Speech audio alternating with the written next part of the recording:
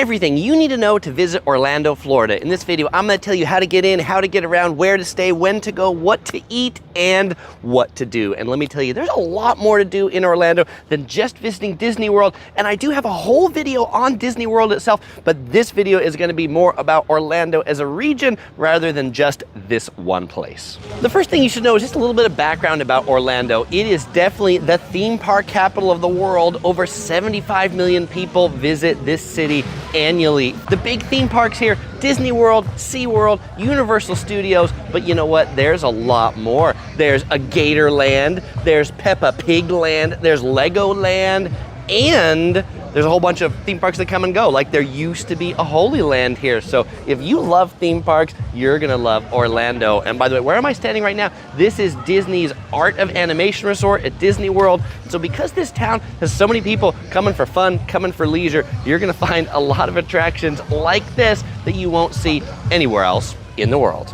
The second thing to know is just some information to help you get oriented in Orlando. Orlando is located in Central Florida, about an hour from either the west or the east coast, which means there are no beaches in Orlando, though there's lots of friendly people. You will find a lot of lakes in Orlando, though. People often refer to Orlando as the Land of Lakes, or is that a brand of butter? I don't know. I refer to Orlando as the Land of Lakes, and so you're gonna find sandy beaches along some of these lakes, particularly the ones here in Disney World. But if you're looking for a beach vacation, Orlando is not it. Now, the central lake in Orlando, Lake Eola, it is right next to downtown Orlando, which is kind of a business hub for the city. That's also where you'll find Old Town Orlando. Now, heading just south from downtown Orlando along the Interstate 4, you will find Universal Studios. And right next to Universal Studios, on the other side of Interstate 4, begins this road known as International Drive. It is the most famous road in Orlando. It has a nickname because people think International Drive is too long. It's nicknamed I-Drive. So if you hear I-Drive, talking about International Drive, it is a 10-mile road that goes from roughly Universal Studios down to Disney World, has a lot of the smaller attractions on it, lots of hotels, lots of restaurants, and so driving International Drive at least once on your trip, I think is definitely worthwhile. Take it the whole length, Disney World up to Universal Studios. The third thing to know is about getting into Orlando, and if you're flying into Orlando, then you'll likely be flying into Orlando International Airport. This is a hub city for Southwest, JetBlue, and Frontier Airlines. It is a big airport. It is Florida's biggest and busiest airport.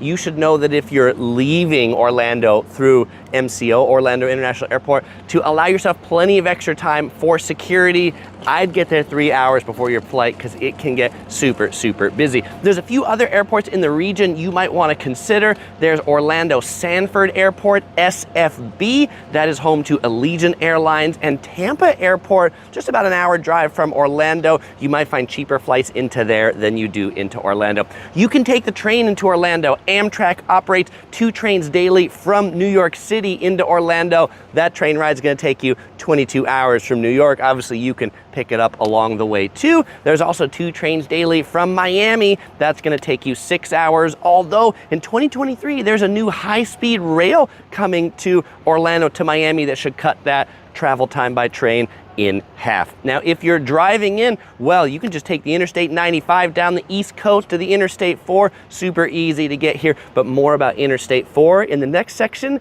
getting around. The best way to get around Orlando is by driving. And if you're flying in, picking up a rental car at MCO, Orlando International Airport, super easy because Orlando is the world's #1 rental car market. And so like all the rental car companies operate at Orlando International Airport, you will find most of them in the airport, on airport property, so it's pretty easy to pick up. You might find cheaper options if you take a shuttle, but I wouldn't do it for the inconvenience. I would just pick it up right there from the airport. Driving around Orlando is easy. The roads are wide. There's one interstate, the Interstate 4 that I mentioned earlier. It connects all of the main tourist attractions together to downtown, so it's not that easy to get lost in Orlando. Well, I mean, if you're prone to getting lost, you could probably get lost anywhere, but I find it pretty easy to navigate. Now, you should beware aware that a lot of the highways off of Interstate 4 are toll highways, and so you're either going to get like charged that later to your rental car company, and then they'll charge you some convenience fee for doing electronic tolling, or you can pay cash. I found most of them had cash options to pay. If it's your car, then you might want to look at signing up for SunPass or signing up for electronic tolling, or bringing yourself a lot of cash to pay those toll booths. Now, how do you get around if you don't have a rental car? Well, rideshare is plentiful here. Taxi, Uber, Lyft. There's also a public bus system called Lynx that's $2 a ride. And on International Boulevard, there's this little green trolley that runs along International Boulevard, designed for tourists. That one's $2 a ride also. But whatever method of transport that you're taking, allow yourself extra time due to traffic. Because everything is pretty much wheeled transportation on the roads here, traffic can be pretty busy, particularly around downtown Orlando and then around the touristy areas around Walt Disney World.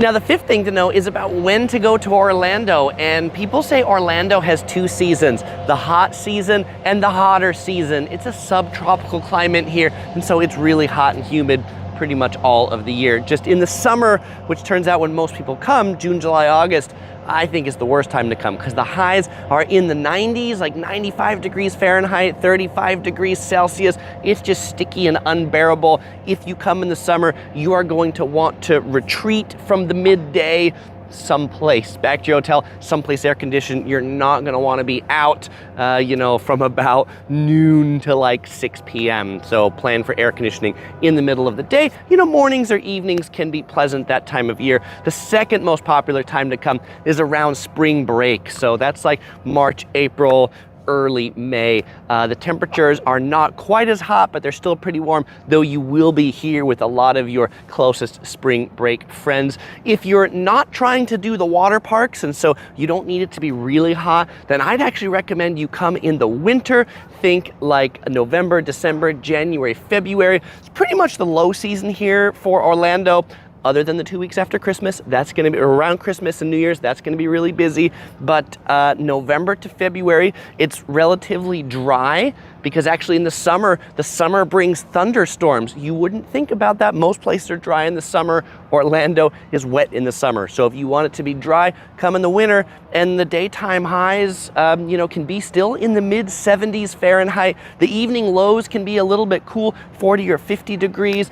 So you'll want to bring some long sleeves and some long pants, but you might even want long sleeves if you come here in the summer, because if you're escaping the summer heat in air conditioning, then you'll find it a little bit cold. I often find a little bit cold, and I have to go out and like thaw out occasionally once I'm in that air conditioning, because they crank it up so high. The sixth thing to know before you go to Orlando is about where to stay. And Orlando has a ton of hotels, but you got kind of like two main options on area. There's like all the hotels along International Drive. That's that road between Universal Studios and Disney World. And then there's the hotels around Disney World. You'll find some around downtown Orlando too, more focused on business if you're here for business. But if you're here for leisure, if you're coming to Disney World, I think you should really stay on property. The Disney resorts are fantastic. You get a lot of benefits for staying in them. You get the Disney transportation to get into the parks. You get into the theme parks an hour early. And the Disney hotels are frankly just really nice, though you're going to pay for them.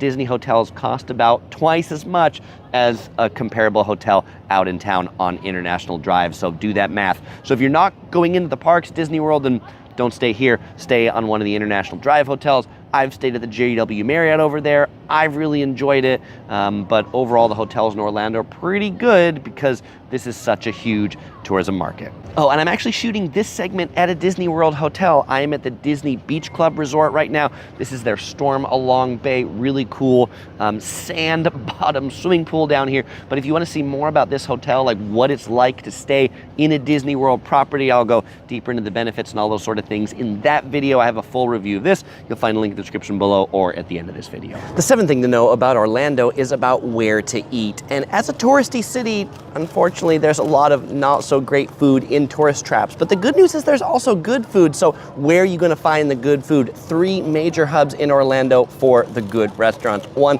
downtown Orlando. You'll find over 100 restaurants around there. Universal Studios City Walk, which is their shopping mall, also has a lot of great restaurants. You're gonna pay to park if you go there. Maybe check that out for dinner instead of lunch. And then Disney Springs at Disney World is the Disney shopping mall. There's a ton of great restaurants in there. I really like Earl of Sandwich and the Polite Pig for barbecue, the Earl of Sandwich obviously for sandwiches. And then finally, if you're a lover of McDonald's, you will find the world's largest McDonald's on International Drive. And the 8th thing to know is, what is there to do in Orlando besides visiting the big theme parks? And it turns out there's quite a bit. Oh, by the way, if you are visiting Disney World, I've got a whole separate video on that. You'll find a link to that in the description below or at the end of this video.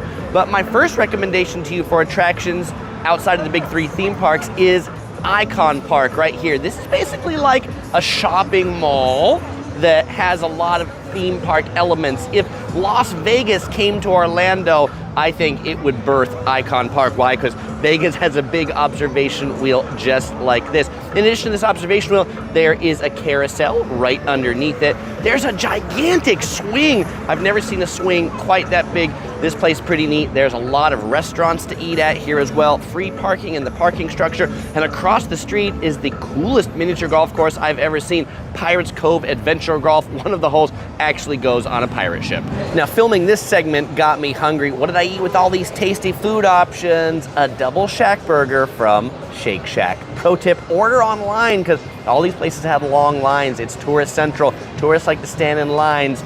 They got an app, order online, don't wait, pick up the food right at the counter. Now, if you or your kids love McDonald's, you're definitely gonna wanna check this place out. This is the world's largest McDonald's. It's about a mile or so from Icon Park. You can see the Ferris wheel right back there. But this McDonald's is 2 stories. They serve pizza, they serve pasta, they've got a full arcade and a 2-story play place. Now, one of OC Girl's favorite things to do around here is to visit the Kennedy Space Center. It's about a 45-minute drive east of central Orlando in Cocoa Beach. If you like space, you're a space nerd, take a tour of that place. It's pretty awesome. Over in Cocoa Beach, you are also gonna find the closest sandy beach to Orlando, though do beware, there are sharks in the water. Now, the other thing you'll wanna beware of when you're around Orlando, the land of lakes and swamps, is you're gonna wanna beware of alligators. Seriously, alligators and snakes roam these waters, so don't go into any lakes that you haven't checked out fully first. Around Disney World, they've got signs everywhere to either tell you beware of alligators or beware of dangerous wildlife,